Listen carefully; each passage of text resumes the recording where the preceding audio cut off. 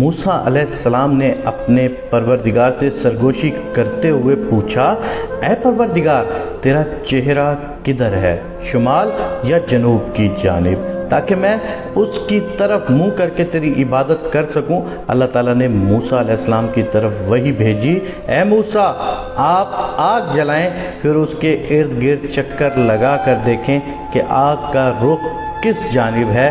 موسیٰ علیہ السلام نے آگ روشن کی اور اس کے ارد گرد چکر لگایا، دیکھا تو آگ کی روشنی ہر 4 سو یکساں ہے۔ چنانچہ دربار الہی میں عرض کیا، پروردگار میں نے آگ کا رخ ہر جانب یکساں ہی دیکھا۔ اللہ تعالیٰ نے فرمایا، اے موسیٰ میری مثال بھی ویسی ہی ہے۔ موسیٰ علیہ السلام نے پوچھا، اے پروردگار تو سوتا ہے یا نہیں؟ اللہ تعالیٰ نے ان کی طرف وحی نازل فرمائی، اے موسیٰ پانی سے بھرا ہوا ایک پیالہ اپنے دونوں ہاتھ پر رکھ لو، پھر میرے سامنے کھڑے رہو اور نیند کی آغوش میں مت جاؤ۔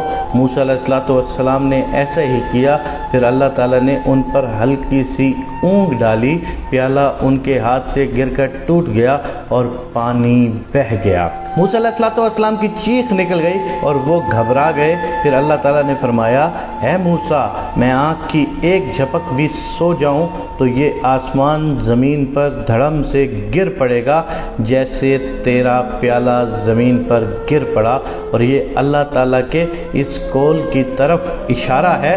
یقینی بات ہے کہ اللہ تعالیٰ آسمانوں اور زمین کو تھامے ہوئے ہے کہ وہ ٹل نہ جائے، تو پھر اللہ کے سوا اور کوئی ان کو تھام بھی نہیں سکتا، وہ حلیم و غفور ہے۔ موسیٰ علیہ السلام نے پوچھا، اے پروردگار تو نے مخلوق کی تخلیق کیوں کی جبکہ ان سے تجھے کوئی ضرورت نہیں پڑتی؟ اللہ تعالیٰ نے فرمایا، میں نے ان کی تخلیق اس لیے فرمائی تاکہ یہ مجھے پہچان سکیں، مجھ سے اپنی مرادیں مانگیں اور میں ان کی مرادیں پوری کروں، اور میری نافرمانی کے بعد مغفرت اور بخشش کی درخواست لے کر میری خدمت میں حاضر ہوں اور میں ان کے لیے مغفرت اور بخشش کا پروانہ جاری کروں۔